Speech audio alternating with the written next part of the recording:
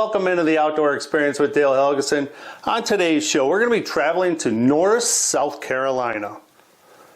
We're going to be meeting up with Jason Collins from Ionic Lithium Batteries, and we're going to learn all about lithium batteries today. So there's a lot to learn, a lot of misconceptions and uses for lithium batteries, and I can't wait to learn all about this stuff down there with Jason, and I hope you enjoy the show, so stay tuned for more right after this.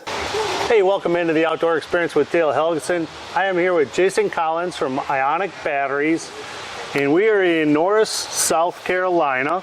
That's right. At the facility down here. And thanks for joining me. Thanks for having me. And what I want to do out of this show is really educate people on what a lithium battery is. So, sure. Tell us a little bit about Ionic first, so people know what Ionic lithium batteries really is. Sure. Our founder, Martin Kobler, started Ionic Lithium Batteries about 7 years ago with the intention of creating a superior lithium product and a company that had outstanding customer service, something that was not existing at the time. No, and customer service is always a difficult prospect for any business. But one of the big questions I get is, what is the major difference between lead acid and lithium? Well, other than the obvious weight difference, lithium batteries are considerably lighter, almost 50% lighter. But the capacity that a lithium battery has to perform at a higher voltage is just outstanding. And I know, lithium batteries have a higher voltage than lead acid. What is that difference? So a lithium battery is going to stay 13.6, 13.3 constantly all day, where a lead acid battery, as it's dropping in capacity, is going to continue to drop in voltage. And it's going to start even lower, 12.6, 12.9, somewhere in that range, and it's just going to continue to drop from there. I know lead acid, and I've had them go bad while I'm out on the water. And what do you guys do to protect lithium batteries, and how do you recognize what's going on with a lithium battery to troubleshoot? Because lithium batteries, as we know, when they hit the end of their charge, they shut off. That's right. How does Ionic protect you from that happening? So all of our batteries come Bluetooth enabled, and with our Bluetooth app, you can monitor that battery in real time. So when you're on a boat on your trolling motor, pull your phone out of your pocket, you literally can see your state of charge, voltage, watts, amperage, cell health, temperature, just a ton of information on that app. It's right at your fingertips. When you're on your app looking at it and you see your battery is going down, even though it's going down, unlike a lead acid, where when it goes down, it actually drops voltage, lithium stays at that high voltage. That's correct. The entire time. At what percentage do you recommend you need to get this thing to a charger fairly soon, right? 10-15% is probably a good time to get it back on charge. Just so you're saving enough energy in the battery for the Bluetooth and the BMS to continue doing what it needs to do. So now on to another topic. Okay. Cold weather. Yeah. Cold weather is a big issue. I'm from Wisconsin. Sure. So we get some really cold weather, and a lot of people have complained about lithium batteries in cold weather. Lead acid, the same thing. Lead acid has a problem with cold weather as well. But what have you guys done to rectify that issue of cold weather? So these batteries are going to discharge and perform up to 4 below, and then on the high end is 160. And even some of our models have built-in heaters in them that actually will, once the thermostat recognizes the internal battery temperature is below 24 degrees, it kicks on to assist with charging.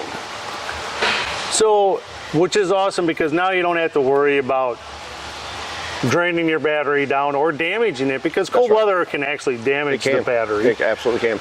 But explain a little bit about how lithium batteries are actually made. What are the major components, and how are they actually made, and what creates the energy? So marine lithium batteries, and our batteries in specific, are lithium iron and phosphate, which is your standard LiFePO4 that you see. That's a chemical composition. That chemical composition is way lighter, doesn't require any maintenance, any liquid. It just creates a higher energy transfer, as opposed to a lead acid battery that has lead, water, iron in it. Let's talk about, the weight difference. Of course, the other batteries, the lead is so heavy. Yeah, it is. And the components of that, where lithium it's like you said, 50% lighter. More so in some cases. There's been a misconception out there of lithium batteries starting fires. Sure. Or exploding and all these online media things. Sure. Talk a little bit about what could cause any damage to a battery, and talk about, you know, there's lithium batteries are everywhere, from our cell phones to our laptops to our tablets to, I mean, just everything has lithium batteries now. Yeah. Talk a little bit about what you guys have for safety, as well as compare it to some of the other lithium used products out there. Sure.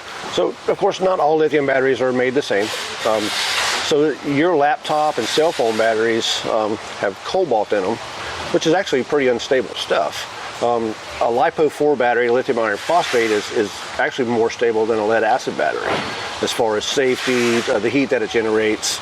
So a lot of these fires that you're seeing are actually not the same chemical composition as these particular batteries. Like I said, cobalt, you probably see more laptop fires than you would a boat fire, that's for sure. Our batteries actually, and a lot of these fires are caused by overcharging or a loose connection, which can generate a lot of heat. Our batteries actually will shut off at 100% charge, so you cannot overcharge it. So that's going to help prevent any of those kind of, you know, issues from happening.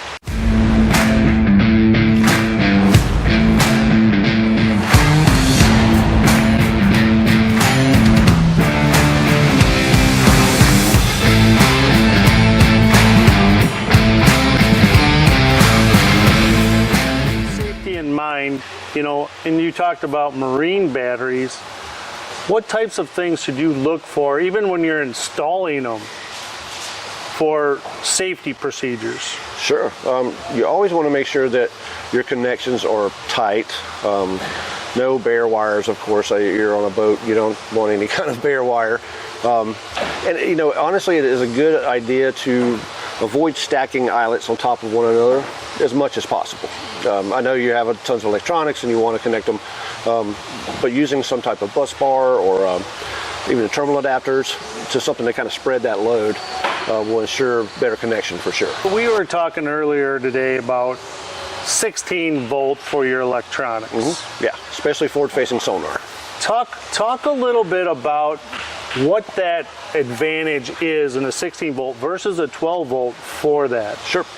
If you look at the operating range on a lot of your units, it's going to be 10.3 to 19, 20, 21 even on some units. So by applying that higher voltage, you're going to get better picture quality, better screen resolution, better brightness. Some cases you can turn your brightness down to 90% and be brighter than you were before applying the 16 volt to it. Well, we've talked a lot about, you know, 12 volt, 16 volt. You make 24, 36, 48, you know, all these different voltages and amperage. There's all kinds of different amperages. That's right. How does somebody pick the right battery for their application? So the simple equation, kind of a industry little secret, is you multiply or add together the amps that you're drawing from each device. So let's just say 10. You're pulling 10 total amps, and your battery is 100 amp. You divide the 100 by your amp draw, that'll give you 10 hours of runtime. And it's a pretty simple equation. You can do it no matter what the amp hour battery is. So if you have a 12 volt 150 and you're pulling 15 amps, there again, you're 10 consecutive hours without charging. That equation will work with pretty much any lithium battery in any application. And that's a great little tip. Yeah. It really is, because now people can go out there, and if they know, you should know what amps you're pulling. It is fairly easy to find that information. And you can find the information. It's in your owner's manual. Sure, absolutely. Where you can find out what amps you're running, but that way you know, I've heard people complain, well, my lithium battery doesn't make it. Right. You know, it doesn't last long. Well, they're buying a 50 amp hour and they're pulling 12 amps and they go, I only ran for 7 hours. No, that's the math. And that's why. Yes. And I've actually never heard that formula before, which is a great formula, because anybody at home could actually just figure that out themselves. And it's fairly accurate. It will get you within half an hour. I know we talked about boats, right? Because we're both fishermen. Absolutely. Talk about other applications you guys create batteries for. Sure. Golf carts, for example. We offer both 48 volt and 36 volt configurations for golf carts. We offer them in an entire bundle where that bundle comes with everything you need to convert over to lithium. The chargers, the monitors, the connection cables, the batteries, it's everything you need. From there we go to, excuse me, lawnmowers, motorcycles. We even have a battery for automobiles. And we offer a battery for 18-wheelers or heavy yellow equipment. It's 3,000 crank amps, 1,800 cold crank amps. Which is pretty amazing if you think about 3,000 cold cranking amps out of, and that battery, I've seen it, it's not real big. Group 31 size. And to get 3,000 cold cranking amps, and you showed me another feature in it, it has a jump start option. It does. So essentially if you have a parasitic draw or leave your lights on or anything like that, leave the switch on. When the battery is drained to 25%, it will shut itself off and basically stay dormant until you use your Bluetooth app to reactivate it. So it's a set of jumper cables built into the battery. Which is awesome, especially from a safety feature, if people are out hunting or fishing or camping, yes, riding four-wheelers, and they're out in the middle of nowhere, and all of a sudden they left their lights on. Especially ATVs. You're not getting a tow truck. That's right. That's exactly right. So to have that jump start capability is an unbelievable feature. It really is. It really is a very cool feature. 18-wheelers, owner-operator, truck guys, absolutely love it. Let's talk about charging. What are the procedures for charging lithium batteries? Because you can't use your lead-acid charger on the lithium. True. The only thing that makes a lithium charger is a higher voltage. For instance, a 12-volt lithium battery needs to charge somewhere between 14.2 and 14.7 volts. So that's kind of your range. That's ideal. In some instances, AGM chargers will charge lithium batteries, but not all. It's all about the voltage. So ideally, you want to use a lithium compatible charger. So one of the things with your chargers that I've seen is they shut off so they don't overcharge, correct? 72 hours. Yeah, after 72 hours, they will shut off. But we know by that time, their batteries are going to be fully charged. So the dissipation rate on our batteries is less than 1% a month. So battery fully charged for storage, you should be able to charge it, disconnect the charger. You come back 3 months later, it should still be 94, 96%. So there's no need for a trickle charge. It is a huge investment, but if you look at the ratios, right? Take a boat, for example. So you're looking at a lithium battery that you're going to have for at least 11 years. That's right. But you're going to spend how much on electronics? Right. I mean, you could spend $30,000-$40,000 on electronics for your boat, and then you're worried about skimping on the power source. That's exactly right. It doesn't make a lot of sense to me. If you're going to invest that much in electronics, invest in what's going to run the electronics. That's exactly right. And I don't have the studies on it, but maybe you do. Does it help the longevity of the electronics having the consistent voltage ran through it? I would think so. I mean, I don't know if there's any studies, or I certainly haven't seen them, but you would have to think that it would. Yeah, you would think it would be less stress on the device to have that consistent power. I would think especially on trolling motors, because as the power level is dropping or the voltage is dropping, that motor's having to work harder to do the same job. Whereas a lithium battery is going to keep that voltage up high, and that motor's just going to just smoothly run along instead of having to keep trying to suck power from the battery. Yeah. Well, and now even the trolling motors have so many devices hooked to them. Right. They all have transducers. They have GPS. They, some of them are, they're going to have live imaging attached. There's just so many things that they can tie into them now, and they're going to draw more power. The power demands are. I don't think that's going away. No. When I first started fishing, we maybe had graphs at the console, maybe one up front. If you're lucky. If you're lucky. Now we have customers that are running 316s, 212s. The power demands are just going to continue to increase, especially with forward-facing stuff, and those are kind of power hogs. Welcome back to Outdoor Secrets Unwrapped. I'm Dale Helgeson, and here is your outdoor tip of the week. Today we're going to talk about Lowrance Ghost trolling motors. I just upgraded all my software, so I want to take and do a reset of the trolling motor and calibrate it. So to do the keel offset, what we're going to do is we're going to put this down on land, and you're going to line up the head of the trolling motor with the keel of your boat. Once you get that set, Then we're going to go into the boat and we're going to calibrate the pedal itself. All right, so once you get the keel set, now you want to come to your pedal and you want to turn it on. Make sure you don't hit your pedal. If you hit your pedal up and down, you're going to change the offset up there. To go into configuration mode, put your finger underneath the pedal so you don't move it, and hold 2 and 3 down. So once it starts beeping, you'll hear it beep. It's real light, but then it starts flashing. So now to set this, and what this is for your like your spot lock, then you just hold down the anchor button.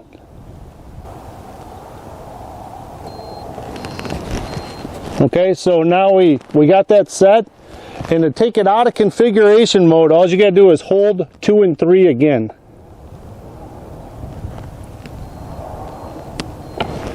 Okay, and now it's all set and your offset is now calibrated in your trolling motor. So once you get it all calibrated, you're good to go. Then you can put your motor back into the boat, and then you'll head out on the water to do an on-the-water calibration of your GPS. And that is your outdoor tip of the week. That's another thing, forward facing, right? That's a big topic in the fishing world. It is. Whether to outlaw it, keep using it, all that stuff. How much does that stuff draw?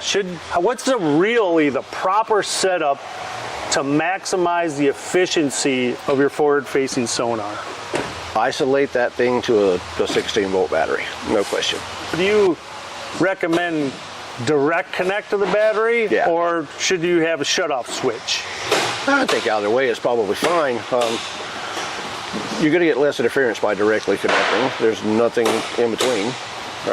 But I think isolating it, less interference, and it allows the device to do what it's supposed to do, and it's not sharing a power source. That's where you're getting interferences. You know, if you've got 4 other graphs connected off the same battery, and your radio and live well and pumps, and you know, there's going to be a risk for interference. If you isolate it to itself on its own battery power source, I think it's going to perform better. Another topic we want to talk about is the price difference in the batteries and why some lithium batteries are cheaper than others, right? Sure. Yeah.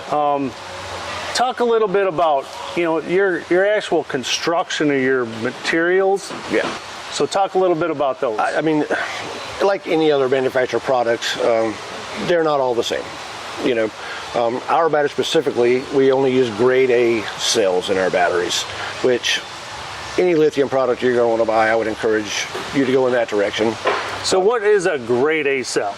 That's going to be the purest cell for power that you can get. It's not repurposed or remanufactured, or it's not recycled and reused, which I know recycling is great, but for some things it's not. Grade A cell is the best lithium batteries you're going to buy, whether it's our brand or any other brands. Grade A cells is the direction to go if you're going to purchase. And there's a reason they're more expensive, is because it's a better product. You know, for us especially, we're very strict about how our products are made and what they're made with and how they're assembled, and you know, the cleanliness of the environment that they're assembled. I mean, these things are very important in lithium batteries, or any battery probably for that matter, I would assume. But grade A cells are not repurposed, remanufactured, recycled cells. They're pure lithium cells. Pure, and I'm by the sounds of it, it's the materials in there that make it the higher grade. It's not contaminated in any way. So which is important, because I know if you get contamination in any battery, you're going to have problems. Absolutely, absolutely correct. Whether it's a corrosion problem or lack of ion contact. Yeah, and that's why you really don't see corrosion issues with lithium batteries like you do with lead acid or AGM batteries in general. You may have some external corrosion that's taking place because of salt water or moisture in the air, those kind of things on the post. But internal corrosion is something that's not an issue like lead acid batteries. A question. The batteries are all encased, right? There's no caps that you can take off and add water or nothing. Can you turn them upside down? You absolutely can. You can mount a lithium battery upside down if you wanted to. You can mount it on its side. There's nothing to spill out of it. There's no liquid in it. So the battery can be mounted on its end, on its side, upside down. Like the 16 volt, for instance, you could theoretically literally mount it to the bottom of a hatch lid if you wanted to. It's the size of a computer keyboard. Interesting. I mean, you don't think about that. You know, everybody's like, oh, don't tip that battery over or anything. Yeah, that's not an issue with lithium. recommendations would you have for somebody as a process to purchase some lithium batteries? I would say begin by thinking about what your power needs are. But what do you want to power, and what's your end objective? Are you a 4-hour-a-day guy that's got 412s, or are you a 14-hour-a-day guy that's got 412s? Because your power consumption needs are going to vary based on how much time you want to spend on the water and what your power demands are. So, and that's a good thing. And if anybody ever has any questions, they can contact you. And how can they contact Ionic? I mean, of course, you can call us directly. Our line for our tech services, sales services, shipping department is all on our website. Or you can actually email us through the website. I encourage you guys, please call us. We want happy customers. We want to make sure you're getting what you need to power what you want to power. And you know, of course, if you purchase a battery and you're way underpowered and you want to return it and upgrade, of course we'll do the kind of things. But yeah, I think it's just easier to get what you need from the start. And oh, for sure. And I don't think people realize, because they go, well, you know, I can get a 50 amp hour for way less than 150 amp hour. Let's just get one of those. You can, absolutely. But, well, you surely can, but it may not meet your needs. That's exactly right. You know, so you want to make sure you meet your needs. Yeah. You know, in the investment, you know, I've ran lithium for 4 years now, and I love them. Oh, yeah. We literally have customers who are carrying their batteries onto their next new boat, or they even sell their boat for a little more if they leave the batteries in there, because you can transfer that warranty one time, I think. But yeah, I mean, we have repeat customers, that's for sure. Either they're leaving their batteries in their boats when they sell them, or they'll take the batteries with them when they get a new boat. It happens quite a lot. So what is your website that they can reach you at? Yep, lithiumhub.com. And on their website, there is some great articles that really go into more details on whether it's configuration of the batteries, if you want to hook up multiple batteries in a 24 or 36 volt system parallel or in series. Absolutely. The wiring diagrams are out there. Yes. There's different things on comparisons. There's pros and cons. There's all kinds of really good information if you really want to learn more about it. Other words, you know, these guys are awesome to deal with. Feel free to reach out to them, and they're willing to help you. Even really if you don't buy a battery, they're going to help you. Yeah. So you can make the right decision for yourself.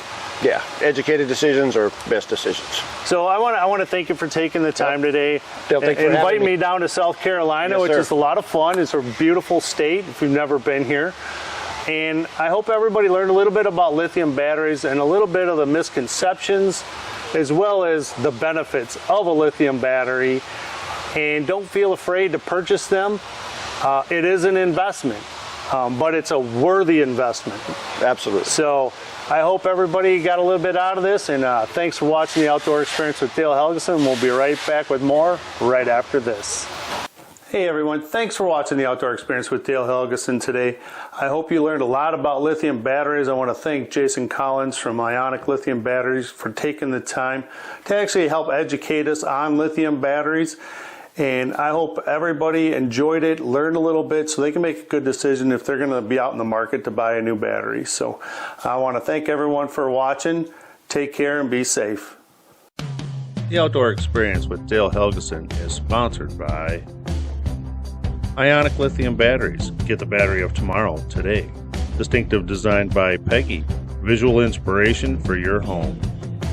Superior fishing products built to last. Lowrance Electronics. Built by anglers for anglers. Walleye Nation's Creations. Hooked on innovation. The Outdoor Experience Guide Service.